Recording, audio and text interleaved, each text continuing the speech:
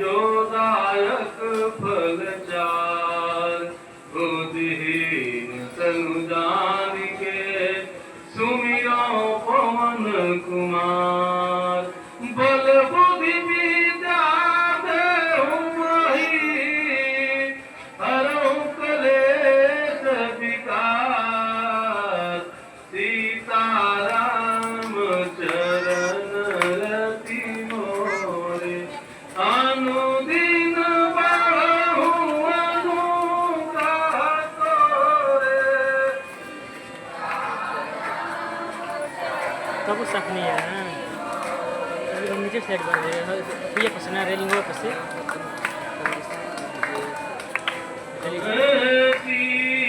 सीताराम चरण रति मोरे अनुदिन बढ़हु अनुग्रह तोरे।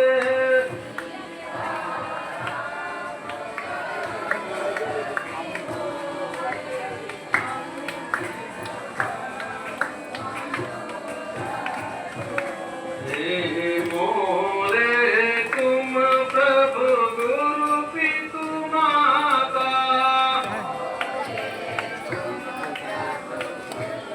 Kaya si? मोरे तुम प्रभु गुरु पितु माता।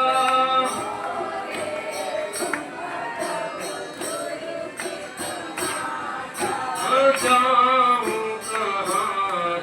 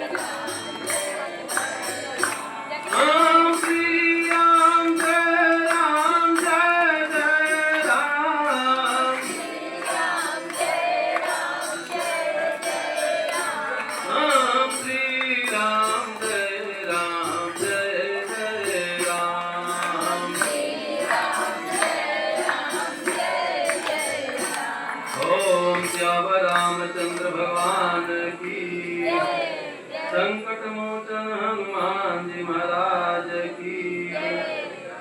ओम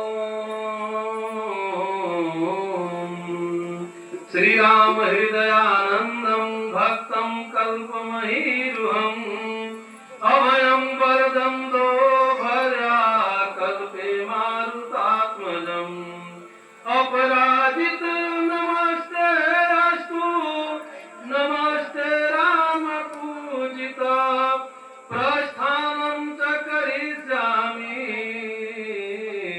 सिद्धिर्भवतु मे सदा मर्कटेशं महोत्साहं शत्रु सर्वसंहरं परं शत्रु संहरं आरक्षं मन पदमुद्वर महाभैरिपु ध्यानाय भक्त प्राणैककारिणे पर प्रेरित मंत्राणाम यंत्राणाम अष्टम्भकारिणे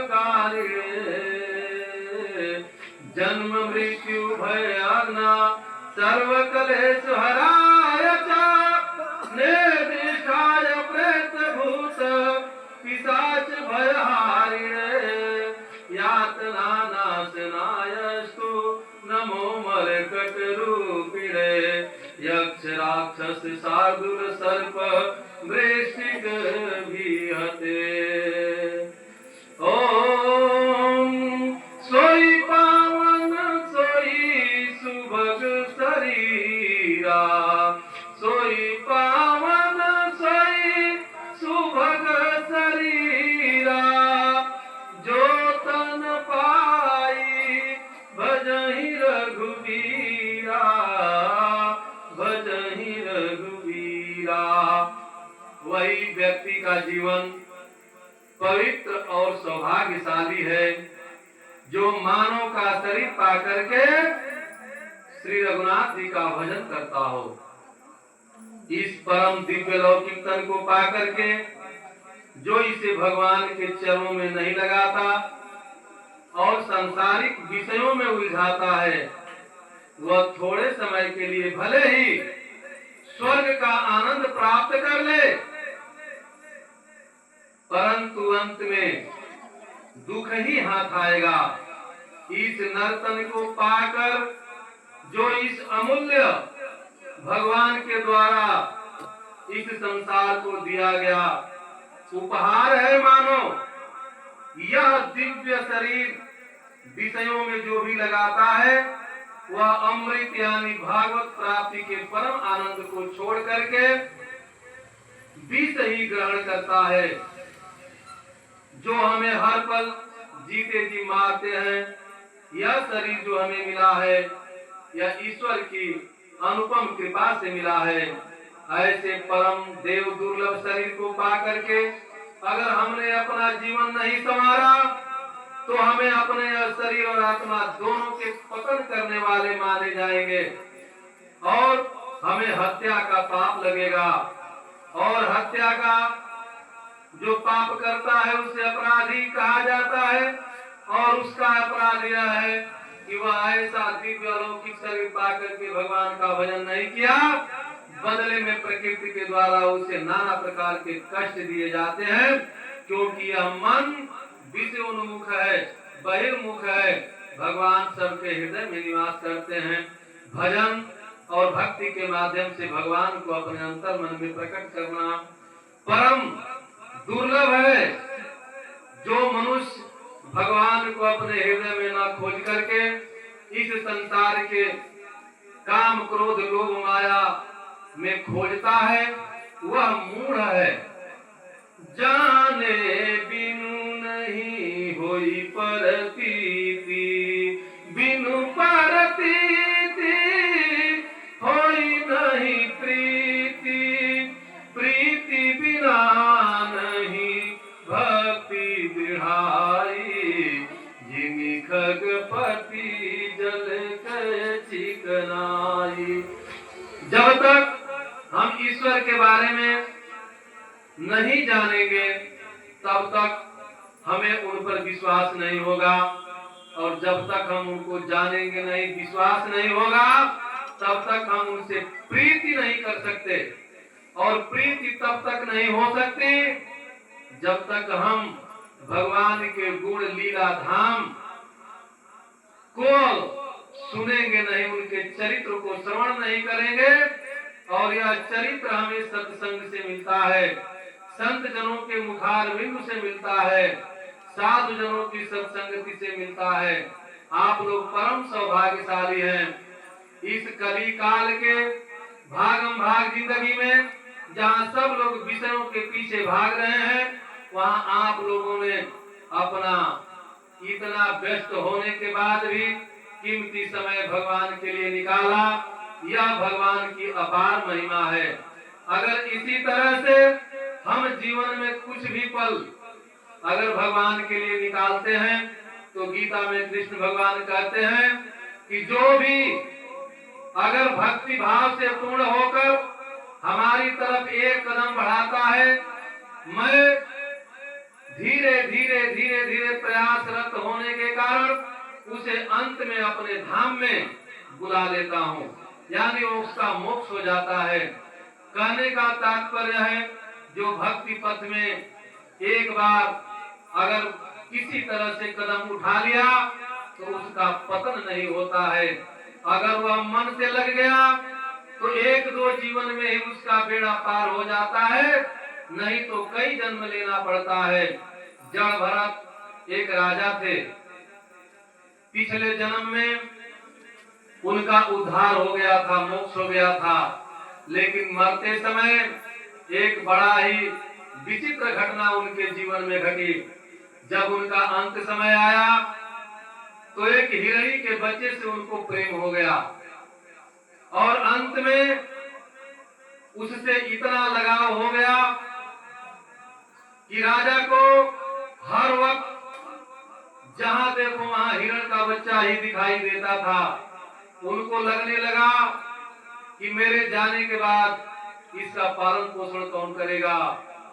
और ऐसा ही चिंतन करते करते एक दिन उनका शरीर छूट गया। वह जीवन मुक्त मुनि थे, जो इस संसार में नाना प्रकार के सुख का उपभोग करते हुए, राज धर्म निभाते हुए, राजपाट का त्याग करके और संन्यास लेकर के भगवान को पाने में प्रयासरत हो गए थे। इस प्रकार उनका अंतिम जीवन था, लेकिन एक मृगे के प्रेम के कारण उनका मोक्ष नहीं हो पाया। अंत समय में उसी मृगे से आसक्ति लगी रही। जाने के बाद क्या होगा, क्या होगा, कैसे रहेगा, और यही सोचते सोचते उनका शरीर छूट गया। परिणाम में उनको फिर एक बार हिरण का शरीर धारण करना पड़ा। और भगवान की कृपा से उन पर इतनी स्मृति की अभी भी भूली नहीं थी। उन्हें पिछले जन्म का सब कुछ याद था। यह भजन का प्रभाव था, जो उन्हें पिछले जन्म की सब बातें याद थी। उन्होंने सोचा मेरा पिछला जन्म में मोक्ष हो चला था, यह आसक्ति मृगे की मुझे मृग शरीर में लाकर खड़ा कर दिया। जब उनको इस बात का पता चला तो वो गंगा जी में खड़ा होकर के उस हिरण शरीर का त्याग कर दिया और फिर पुनः जड़ भरत के रूप में इस धराधाम पर अवतीर्ण हुए। पूर्व का ज्ञान होने के कारण विषयों में आसक्ति नहीं थी। 4 भाइयों में सबसे छोटे थे, लेकिन अनासक्ति भाव से संसार में विचरण करते रहे। इस संसार से बिल्कुल अपने मन को हटा करके भगवान में लगाए हुए थे। घर बार सबसे किसी भी प्रकार का कोई मोह नहीं था। एक दिन ऐसा समय आया कि धीरे धीरे बड़े भाई का ब्याह हो गया। घर में बड़ी भाभी आ गई। उन्होंने देखा कि यह सब तो काम करते हैं, पर यह जो चौथे नंबर का है यह बिल्कुल काम नहीं करता। भर पेट खाता है और चुपचाप जहे मन करता है वहीं पर सो जाता है। एक दिन उसने अपने पति बड़े भाई से कहा कि देखिए, इसको समझा दीजिए कि अगर घर में रहना है तो घर का काम करना पड़ेगा, अगर नहीं करेंगे तो उन्हें घर से बाहर निकाल दिया जाए।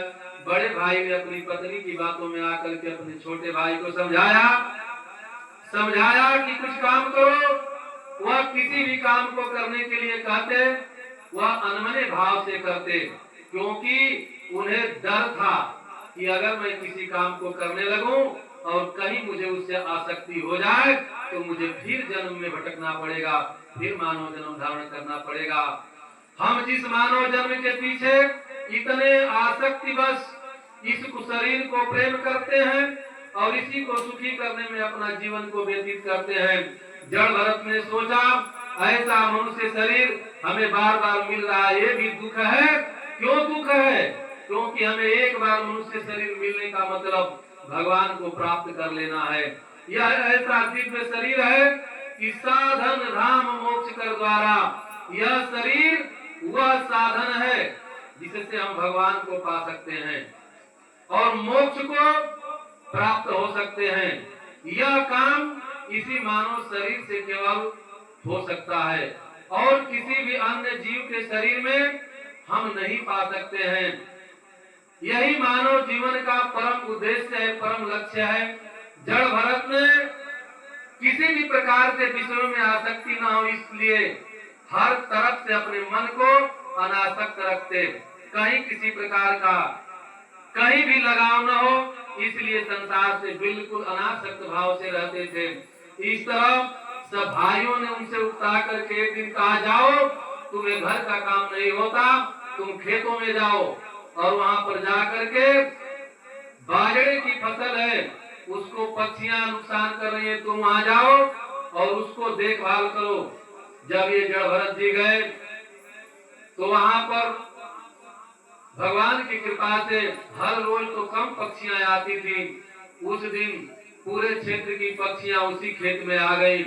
जड़ भरत जी ने उड़ाने के बदले कहा कि भर पेट खाओ, ये भगवान का खेत है, तुम लोग भी भगवान के बनाए हुए हो, जितना खाना है छक कर खाओ। इस प्रकार जब बड़े भाई ने उनको दोपहर में खाना लेकर आए तो देखा कि जड़ भरत जी पक्षियों को बुला बुला करके कह रहे हैं कि खाओ खाओ, भगवान का खेत है और तुम लोग भी भगवान के हो।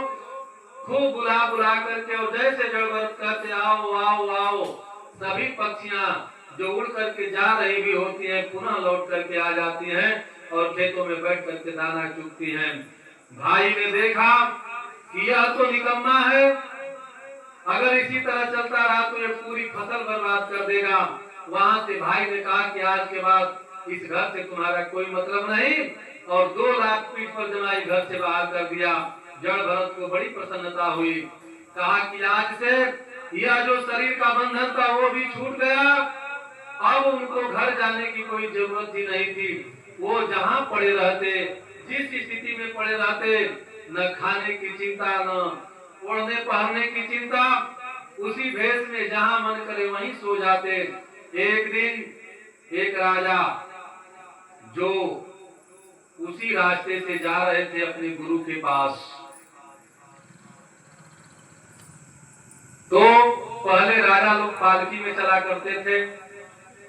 रास्ते में आते आते उनके पालकी का एक कहार जो ढोने वाला था बीमार पड़ गया। राजा की जो सवारी थी रुक गई। उन्होंने अपने सैनिकों से आदेश दिया कि जाओ किसी को पकड़ करके लाओ ताकि मेरा यह जो पालकी है आगे बढ़ सके, मेरे गुरु तक जा सके। सैनिकों ने इधर उधर देखा, जड़ भरत जी एकदम अनमने भाव से मुस्कुराते हुए एक पेड़ के नीचे बैठ करके भगवान का ध्यान कर रहे थे। सैनिकों ने उन्हें देखा और उन्हें पकड़कर ले गए और ले जाकर के पालकी में जोत दिए। जब उन्होंने उन जड़ भरत को पालकी में जोता तब वो चल रहे थे, इस कदर चल रहे थे कि जमीन पर पड़ने वाला कोई भी जीव उनके पैरों तले न आ जाए। जब इस तरह से वो चल रहे थे तो बार बार कहीं चींटी, कहीं कुछ न कुछ जीव आ जाते, वो उछल जाते और जैसे उछलते राजा का सर जाकर के पालकी में टकरा जाता। कई बार ऐसा हुआ, बार बार समझाने के बाद भी जब जड़ भरत ने अपना चाल नहीं बदला, राजा ने पालकी रुकवाई और उतर करके उन पर कई कोड़े बरसाए। जब कई कोड़े बरसाए तब भी जड़ भरत भी मुस्कुरा रहे थे। उनकी मुस्कान जो दिव्य थी, भागवतिक प्रेम में सनी हुई थी, देख करके राजा का मन बदल गया। उसने कहा कि कहार जो लाया गया है इसमें कुछ विशिष्ट बात है। उसने कहा कि आप मुझे बताएं, आप कौन हैं? आप शरीरधारी हैं या कोई संत हैं? जड़ भरत ने कहा, न मैं संत हूँ न शरीरधारी हूँ, मैं जो पिछले जन्म में था, वर्तमान में हूँ और आगे रहूंगा, वही सत्य सनातन आत्मा हूँ। जड़ भरत ने कहा कि यह आत्मा तीनों काल में रहती है, इसका कभी पतन नहीं होता। इस प्रकार न मैं शरीर हूँ न मैं कोई चेतना हूँ। जो राजा थे उन्होंने प्रश्न किया कि यह जो पालकी आपके कंधे पर ढो रही थी वह क्या था? जड़ भरत ने कहा कि वह कंधा जिस पर पालकी थी वह हमारे कमर के ऊपर के शरीर के ऊपर स्थापित थी और वह कमर हमारे पैरों पर था और वह पैर धरती पर था। बताओ उस पालकी का भार कहाँ पर था? तू ही बता दो। राजा का बुद्धि भ्रम में पड़ गई। अब किसका उत्तर दिया जाए, किस प्रकार से दिया जाए?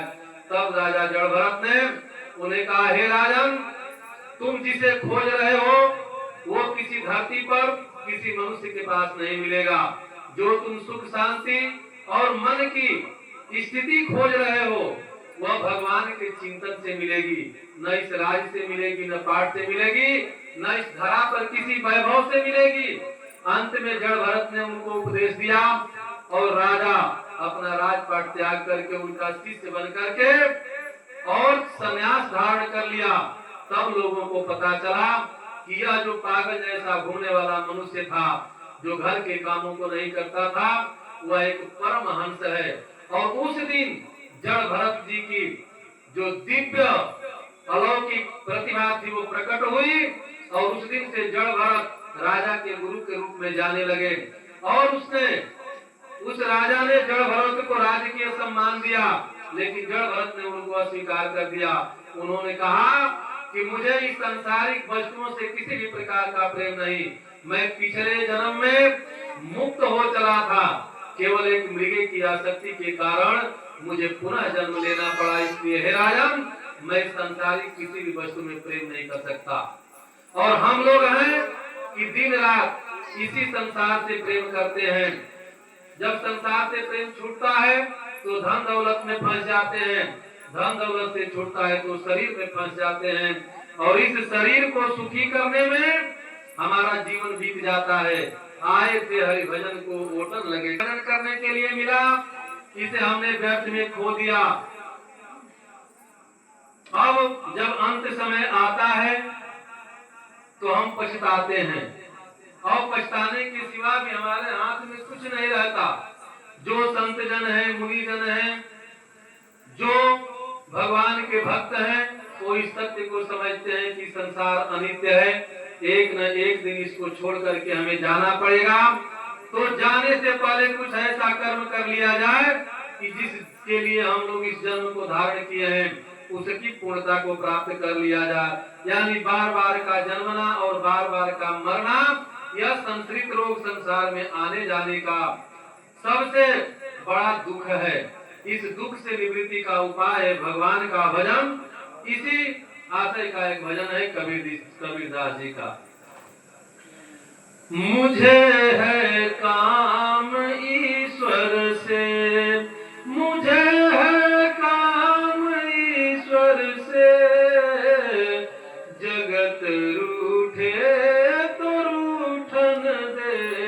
मुझे है काम ईश्वर से, जगत रूठे तो रूठन दे।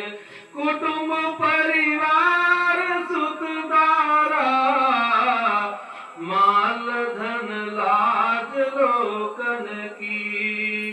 कुटुंब परिवार सुखदारा, माल धन लाज लोकन की। प्रभु का भजन करने में अगर छूटे तो छूटन दे।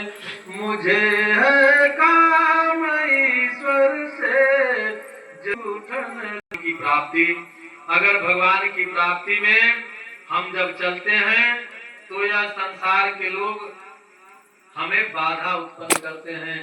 कई माता तो हमें जो हमारा मुख्य काम है भगवान का भजन, उसे तो हमें करने दें। बैठ संगत में संतन की, करूं कल्याण में अपना। बैठ संगत में संतन की, करूं कल्याण में अपना। लोक दुनिया के भोगों में मौज लूटे तो लूटन दे। मुझे है काम ईश्वर से, जगत रूठे तो रूठन दे। प्रभु के ध्यान करने से, प्रभु का ध्यान करने से, लगी लगन दिल में मेरे। प्रभु का ईश्वर से, जगत रूठे तो रूठन दे। धरी सिर पाप की गठरी, मेरे गुरुदेव ने पटकी। ओ ब्रह्मानंद ने पटकी। अगर फूटे तो फूटन दे। मुझे है काम ईश्वर से, जगत रूठे तो रूठन दे। जगत रूठे तो रूठन दे। कहे सुने कुछ काम न आवे, भ्रम न मिटे जीव जान का। जीवा से गुणगान कान नहीं सुने, अगम पंथ कल्याण का। रे मूर्ख मन चेत करो तुम, कठिन पंथ गुरु ज्ञान का। कठिन पंथ गुरु ज्ञान का। भगवान का भजन करने वाला परिवार जिस स्थिति में होता है, वह उस स्थिति में परम आनंदित रहता है। भगवान का भजन करने वाला ऐसा न सोचे कि हम भगवान का भजन करेंगे तो यह संसार छूट जाएगा। यह संसार उसी तरह से बना रहता है। बस होता है कि हमारी प्रीति छूट जाती है, हमारा लगाव छूट जाता है। जैसे कोई शराब पीता है तो उसकी आसक्ति शराब में होती है, लेकिन जब वह शराब छोड़ देता है तो संसार में शराब फिर भी रहती है, लेकिन वह शराब को नहीं पीता। क्यों? कि शराब से उसकी आसक्ति हट जाती है। तो इस संसार में शराब रहे या न रहे, उससे कोई प्रयोजन नहीं रह जाता। उसी प्रकार भगवान की भक्ति में जब जीव चलता है तो यह संसारिक विषयों से जो प्रेम होता है, जो परिवार से प्रेम होता है, वह छूट जाता है। इसका मतलब परिवार से नफरत नहीं होता, आसक्ति समाप्त हो जाती है। जैसे पत्नी से प्रेम नहीं रहता, कर्तव्य हो जाता है। पुत्र के साथ प्रेम नहीं रहता, केवल कर्तव्य हो जाता है। उसे यह ज्ञान हो जाता है कि यह जीव, सभी जीव जो संसार में आए हैं, परम स्वतंत्र है। न कोई किसी का पुत्र है, न कोई किसी का पत्नी है। सब भगवान के बनाए हुए दिव्य शरीर हैं और यह दिव्य शरीर भगवान को पाने के लिए भगवान ने दिया है। संसार में सबसे पूजनीय है शंकर भगवान। उनका परिवार भी है, पत्नी भी है, पुत्र भी है और बहुएं भी हैं। लेकिन भगवान के भजन के कारण आज जगत में उनके परिवार के हर सदस्य पूजे जाते हैं। शंकर भगवान आदि देव के रूप में पूजे जाते हैं। भगवान का भजन करने के कारण माता पार्वती जगदम्बा के रूप में जगत पूजनीय है। उनके पुत्र कार्तिकेय जी भगवान का भजन करने के कारण परम पूजनीय है। और गणेश जी का तो कहना ही क्या है, राम नाम के प्रभाव से वो जगत पूज्य ही नहीं, परम पूज्य हो गए। एक बार देवताओं में यह सभा हुई कि सभी देवताओं में श्रेष्ठ कौन है। जिसकी प्रथम पूजा की जाए। तो सबने एक मीटिंग बनाई और उसमें कहा गया कि जो इस पृथ्वी नहीं पूरे ब्रह्मांड का सबसे पहले चक्कर लगा करके आएगा उसको अग्र देवता के रूप में पूजा जाएगा। अब सभी देवता अपने अपने वाहन पर सवार होकर के चल दिए। गणेश जी सोचने लगे कि हमारा सवारी तो चूहा है और चूहा कितना तेज चलेगा। उन्होंने विचार किया और विचार करके धरती पर राम नाम लिखा। राम लिख करके और पूरी 7 प्रदक्षिणा की और उस राम नाम की 7 प्रदक्षिणा का ये फल हुआ कि ब्रह्मा जी ने उनको अग्रदेव घोषित कर दिया। जब तक सभी देवता घूम करके ब्रह्मांड का चक्कर लगा करके आए तब तक गणेश जी प्रथम पूजनीय देव के रूप में स्थापित कर दिए गए। ब्रह्मा जी से देवताओं ने पूछा कि गणेश जी को तो हमने रास्ते में कहीं देखा नहीं, फिर ये कैसे सबसे पहले ब्रह्मांड का चक्कर लगा करके आ गए। ब्रह्मा जी ने कहा एक चक्कर नहीं, ये 7 चक्कर लगा करके आ गए। उन्होंने पूछा कैसे? तब ब्रह्मा जी ने कहा कि यह जो राम का नाम है ब्रह्मांड व्यापी है, ब्रह्मांड के कण कण में व्याप्त है और जो इस राम नाम को एक नहीं 7 बार चक्कर लगा चुका हो, क्या ब्रह्मांड का वो 7 चक्कर नहीं लगा सका? सभी ने समझा राम नाम की महिमा को और उस दिन से गणेश भगवान अग्रदेव के रूप में पूजे जाते हैं। आज भी अगर कोई शुभ कर्म होता है, चाहे किसी भी देवता की पूजा करनी हो, प्रथम पूज्य अग्रदेव के रूप में गणेश जी की पूजा होती है। जो राम नाम के प्रभाव को समझे तो उनको अग्रदेव की उपाधि मिली। उनकी पत्नी रिद्धि और सिद्धि गणेश जी का अनुसरण करते हुए राम नाम का निरंतर भजन करती है, जिनके कारण आज भगवान की परम शक्तियों में 2 शक्तियां रिद्धि और सिद्धि आज भी जगत पूजनीय है। इस प्रकार अगर देखा जाए तो भगवान का भजन करने वाला जगत पूजनीय हो जाता है। तो भगवान का भजन करने में ये न सोचे कि हमारा सब कुछ छूट जाता है, ऐसा नहीं होता है। इसी भगवान के नाम से प्रीति के कारण भगवान शंकर ने रुद्र का शरीर त्याग करके और नेह बस बानर का शरीर धारण करके हनुमान जी के रूप में आ गए। भगवान शंकर को एक बात की हमेशा मलाल रहती कि मैं अपने इष्ट देव राम जी की सेवा नहीं कर पाता हूँ। जब भी सेवा करने चलता हूँ भगवान खड़ा हो जाते हैं और अपने पास बैठा लेते हैं। क्यों? कि भगवान का एक बाना है, भगवान को जो भजता है भगवान उसे सबसे अधिक भजते हैं। इस प्रकार से भगवान का भक्त राम ते अधिक राम कर दासा की उक्ति परम सत्य सिद्ध है। जो भगवान का भजन करता है उसका इस जगत में सभी लोग आदर करते हैं। उनकी महिमा का वर्णन तुलसीदास जी करते हैं, कहते हैं कि जो भक्त के रूप में इस शरीर को धारण करके और भक्ति को पाने के लिए निरंतर प्रयत्नशील रहता है, उसकी सारी योग क्षेम की भार भगवान अपने हाथ में ले लेते हैं। तो बताइए इतना सहज साधन जिसके लिए हम लोग जीवन भर भटकते रहते हैं, ये नहीं मिला वो नहीं मिला, जीवन में ये अभाव है वो अभाव है। जिस दिन हम पर भगवान की कृपा हो जाती है वह जीवन में हमें सब कुछ दिन मिलने लगता है। उस दिन हमें जगत में कुछ भी दुर्लभ नहीं रह जाता। सुमिरी पवन सुत पावन नामू अपने बस करी राखे रामू। इसी कड़ी में सबसे आगे भक्तों के सिरमौर श्री हनुमान जी ने राम नाम का निरंतर जप करके भगवान को अपने बस में कर लिया है। इस प्रकार हनुमान जी शंकर जी के सहज स्वरूप हैं और नेह के कारण भगवान का सेवा करने के लिए बानर के रूप में अवतीर्ण हुए और बानर के रूप में अवतीर्ण होकर के इतना भगवान से प्रीति किए, इतना प्रीति किए कि भगवान को अपने पास में रखना पड़ा।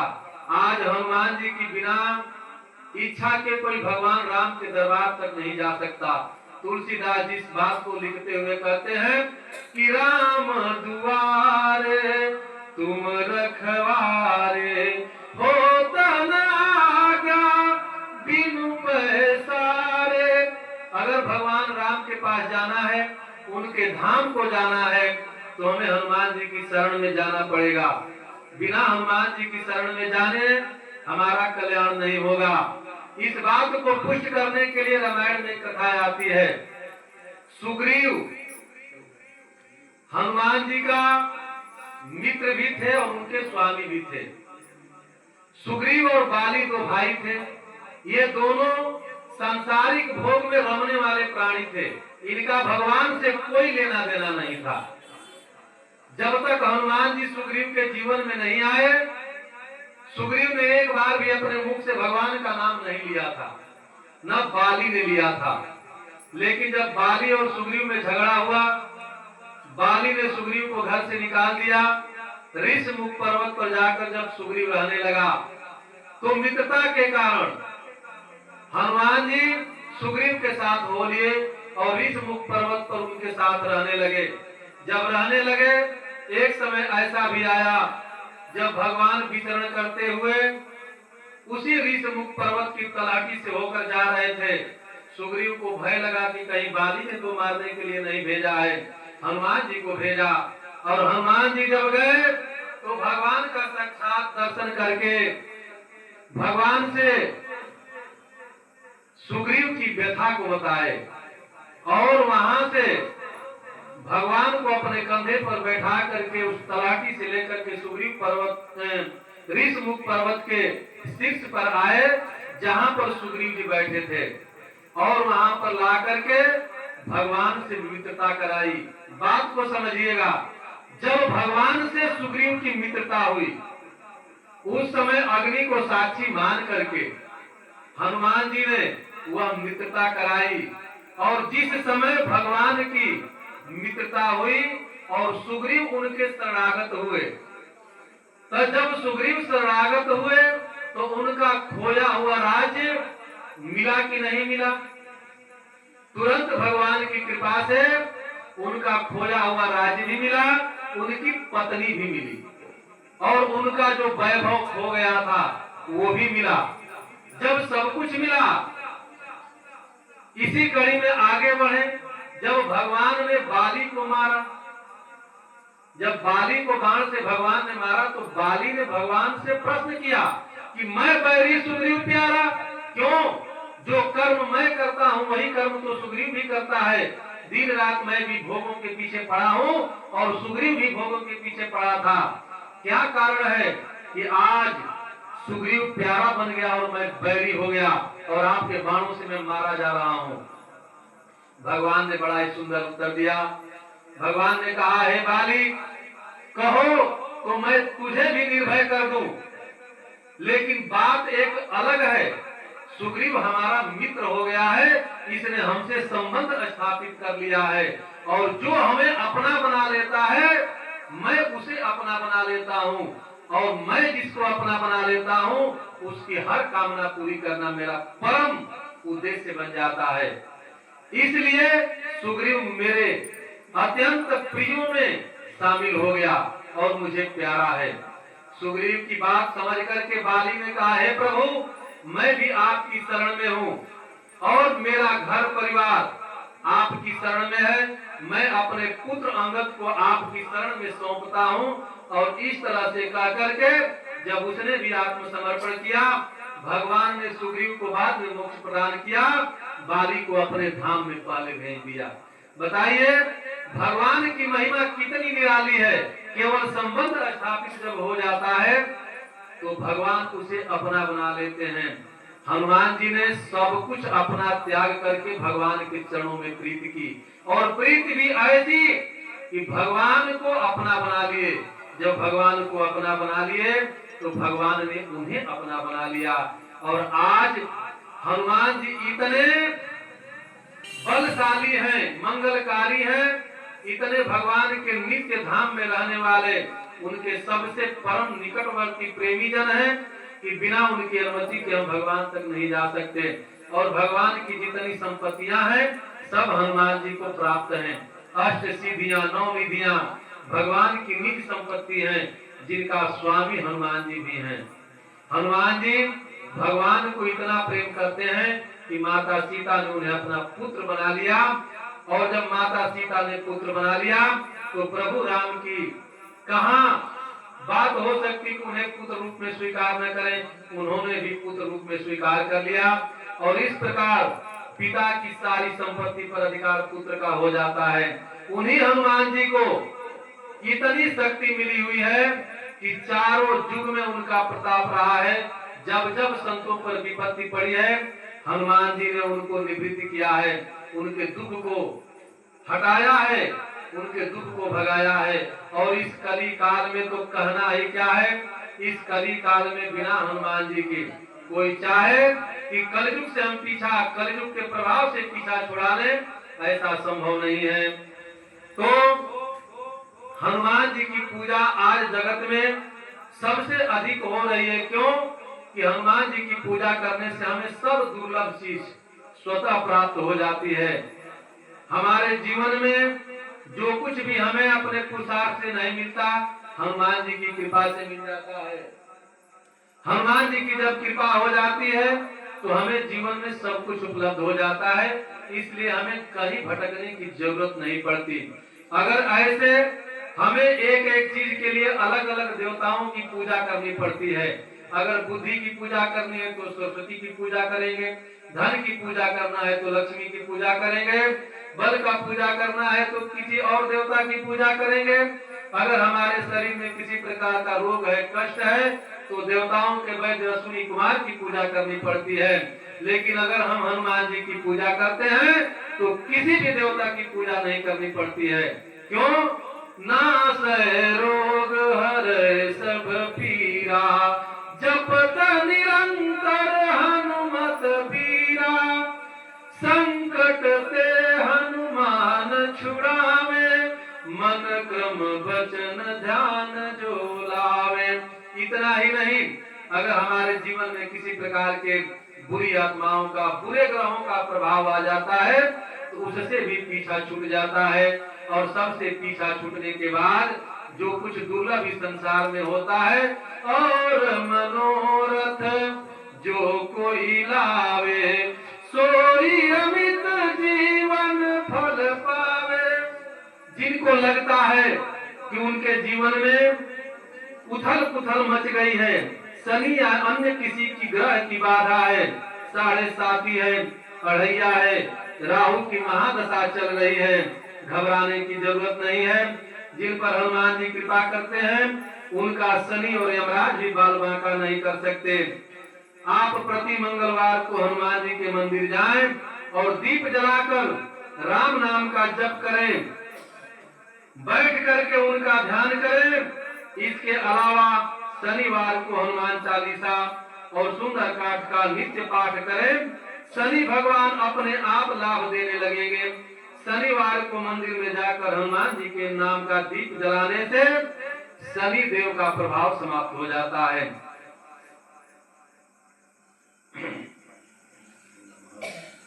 हनुमान जी की पूजा करने से जीवन में मारण, सम्मोहन, उच्चाटन, बहुत से व्यक्ति अपने कार्य व्यवहार से लोगों को नाराज कर देते हैं, जिससे उनके शत्रु बढ़ जाते हैं। कुछ लोगों को स्पष्ट बोलने की आदत के कारण उनके गुप्त शत्रु बहुत बढ़ जाते हैं। यह भी हो सकता है कि आप तरक्की कर रहे हो, लोग जल रहे हो, तो आपको रुकावट पैदा करने के लिए तंत्र साधनों का प्रयोग करते हैं। अगर ऐसे दोष से अगर आप ग्रसित हैं तो बजरंग बाण का नित्य पाठ करने से ऐसे मारण, सम्मोहन और उच्चाटन आदि मंत्रों का आप पर प्रभाव नहीं होता है। घटना दुर्घटना से अगर बचना है, हमारे साथ जब भी कोई घटना या दुर्घटना होती है तो यह घटना राहु, केतु और शनि के कारण होता है। जैसे अचानक आग लग जाना, आपकी गाड़ी का एक्सीडेंट हो जाना, या किसी मुसीबत में अचानक आ जाना, यह सब राहु केतु और शनि के प्रभावशाली होने से होता है। हनुमान जी आपको सभी प्रकार की घटना और दुर्घटना से बचा लेते हैं। इसके लिए आप सदा उनकी शरण में रहकर प्रतिदिन हनुमान चालीसा का पाठ करते रहें। कभी कभी सुंदर कांड और बजरंग बाण का भी पाठ करें। इसके अलावा हनुमान जी के कई सावर मंत्र भी हैं जो परम सिद्ध हैं, उनका भी ज्ञान प्राप्त करें। हनुमान जी का सावर मंत्र अत्यंत ही सिद्ध मंत्र है। इनके प्रयोग से हनुमान जी तुरंत ही आपके मन की बात सुन लेते हैं। यह मंत्र आपके जीवन में सभी संकटों और कष्टों को तुरंत ही चमत्कारी रूप से समाप्त करने की क्षमता रखता है। हनुमान जी का कई सावर मंत्र है जो अलग अलग कार्यों में अलग अलग प्रयोग होता है। मंगल दोष, बहुत से लोग मंगल दोष के भय से ग्रसित हैं। शादी के लिए मंगल को जिन स्थानों पर देखा जाता है वो हमारे 1, 4, 7 और 8 भाव में रहते हैं। उसमें 12 भाव भी है। ज्योतिष गणना के अनुसार इनमें से केवल 8वां और 12वां भाव सामान्य तौर पर खराब माना जाता है। सामान्य तौर का अर्थ है विशेष परिस्थिति में इन स्थानों पर बैठा हुआ मंगल अच्छा परिणाम दे सकता है। ऐसा माना जाता है कि जिनके जीवन में मंगल दोष होता है, अगर वो हनुमान जी की पूजा करते हैं तो 28 वर्ष की उम्र के बाद यह दोष समाप्त हो जाता है। मंगलवार के दिन व्रत रखकर सिंदूर चढ़ाने से, हनुमान जी की पूजा करने से और हनुमान चालीसा का पाठ करने से मंगल दोष समाप्त हो जाता है। इसके अलावा अगर जीवन में कर्ज बढ़ रहा हो, दिन प्रतिदिन उसका बोझ हमारे सिर पर बढ़ रहा हो, किसी कारण आप कर्ज में डूब गए हो, परेशान हो, तो हनुमान जी की भक्ति करने से कर्ज से भी छुटकारा मिल जाता है।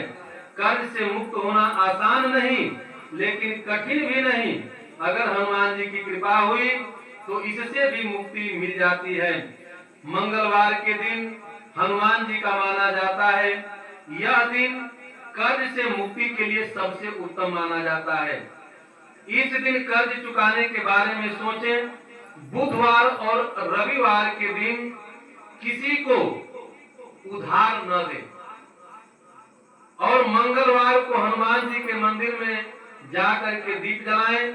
हनुमान चालीसा का पाठ करके हनुमान मंदिर में अगर साबुत नारियल चढ़ाया जाता है तो यह माना जाता है कि हनुमान जी की कृपा जल्दी हो जाती है। मंगलवार को इन चीजों का प्रयोग व दान विशेष महत्व है। मंगलवार के दिन हनुमान जी को द्रव्य, लाल गुलाब, कस्तूरी, लाल चंदन का दान और सोना का दान कई गुना बढ़ करके हमारे जीवन में लाभ देता है। हनुमान जी की पूजा करते समय एक बात का परम आवश्यक ध्यान रखना है कि जब भी हम दीपक जलाते हैं तो कम से कम दीपक 21 मिनट तक जलना चाहिए, इससे कम न जले। 21 मिनट दीपक जलना परम आवश्यक है, चाहे वह दीप सरसों के तेल में जले या तिल के तेल में जले या फिर शुद्ध घी में जले। सबसे सुंदर शुद्ध घी का होता है, क्योंकि घी का दीप जलाने से सभी मनोवांछित फल की प्राप्ति होती है। सरसों का तेल इसलिए प्रयोग किया जाता है कि यह शनि को, जो हनुमान जी अपनी पूंछ में बांध करके और घसीटे थे, तो उनको जो चोट लगा था उस चोट पर सरसों का तेल और सिंदूर लगाया जाता था। मान्यता है कि सिंदूर चढ़ाने से और सरसों का तेल चढ़ाने से शनि का दोष समाप्त हो जाता है। तो जिनको रोग और शोक होता है वो सरसों के तेल में दीप जलाते हैं। जिनको घर में कलह क्लेश होता है, जिनको किसी प्रकार से मानसिक बेचैनी होती है, जैसे सर दर्द होता है या किसी प्रकार का कष्ट होता है, वो तिल के तेल में जलाता है, चमेली के तेल में जलाता है, तो मान्यता है कि उसका वह दुख दूर हो जाता है।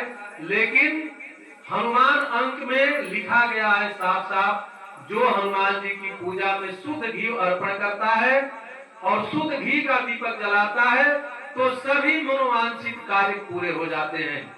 और जो नियमित अखंडित एकदम सत्य बात बता रहा हूं, कोई मैं अपनी बात नहीं बता रहा हूं, किसी की सुनी सुनाई बात नहीं बता रहा हूं, एकदम प्रामाणिक चीज है।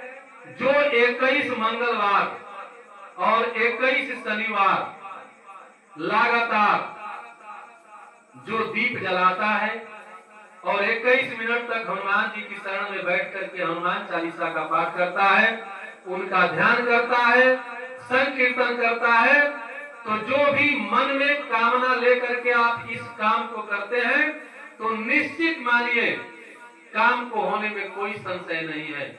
यह बात हनुमान अंक में साफ साफ लिखी गई है। इसलिए हनुमान जी की पूजा करें तो अनमने भाव से ना करें, दीप जला करके कम से कम 21 मिनट तक बैठे। अगर समय हो तो 1 घंटा बैठे, आधा घंटा बैठे, लेकिन समय न हो तो भी 21 मिनट तक जरूर बैठे और भगवान का चिंतन ध्यान कीर्तन करें। इसलिए हम आपको कहते हैं कि दीप जला करके घर भागा न करिए, क्योंकि उसी प्रकार हुआ किसी के सामने खाना दे करके और फिर घर में जाकर बैठ जाना, तो इतना अपमान नहीं करना है। अगर भगवान का हम सम्मान करते हैं, भगवान की पूजा आराधना करते हैं, अगर कुछ पाना है तो कुछ समय जरूर निकालिए और निश्चित मानिए कि हनुमान जी की पूजा व्यर्थ नहीं जाती है। न आज तक किसी की गई है न आपकी जाएगी। लगना है तो 21 मंगलवार और 21 शनिवार लग करके जरूर देखें। देखने से आपकी मनोवांछित कामनाएं पूरी होने लगेगी और 21 मंगलवार और शनिवार जाते जाते निश्चित ही पूरी हो जाती है, इसमें कोई संशय नहीं। एक बार बोलिए श्याम रामचंद्र भगवान की। इसलिए दीपक जलाकर इत्मीनान से आधा घंटा बैठिए। आप लोग कीर्तन नहीं अकेले कर सकते हैं, हनुमान चालीसा का पाठ भी 21 मिनट तक नहीं कर पाएंगे। क्यों कि मन में इतनी बेचैनी है, घर का काम इतना, पारिवारिक क्लेश और मानसिक बेचैनी है कि हमेशा बेचैन रखती है। इसीलिए यहाँ पर 1 घंटा नियमित मंगलवार और शनिवार को सत्संग होता है, हनुमान चालीसा का पाठ भी होता है, भगवान का कीर्तन भी होता है, दोनों काम हो जाता है। आपके समक्ष हनुमान जी का आसन लगता है, इसीलिए लगता है यह कपोत कल्पित कोई हमारी धारणा नहीं है। यह हनुमान जी महाराज के आज्ञा से, हंस महाराज के आदेश से यह आसन लगता है। इस पर बैठकर हनुमान जी महाराज आप सभी को देखते रहते हैं। हमारी क्षमता नहीं कि हम उनको देख सके, लेकिन वो हमको देखते हैं और जब उनकी नजर हमारे ऊपर पड़ती है तो हमारा कल्याण निश्चित होता है। इसलिए मन में किसी भी प्रकार का शंका न रख करके हनुमान जी की पूजा में मन लगाएं और 21 मंगलवार और शनिवार को खंडित न करें, अखंडित 21 मंगलवार और शनिवार को पूजा करें। किसी कारणवश बीच में अगर किसी भी प्रकार का रुकावट पैदा होता है तो दीप जलाना न बंद करें, अपने किसी घर के लोगों से जलवा दें। अगर आप किसी कारणवश नहीं आ सकते हैं या फिर कहीं जाना हो जाता है, उस दशा में भी यह कार्य बंद न करें, यह निरंतर चलने दें। यह अखंडित चलेगा तो इसका फल निश्चित ही प्राप्त होगा। आइए भगवान का संकीर्तन करते हैं। श्री राम जय जय राम,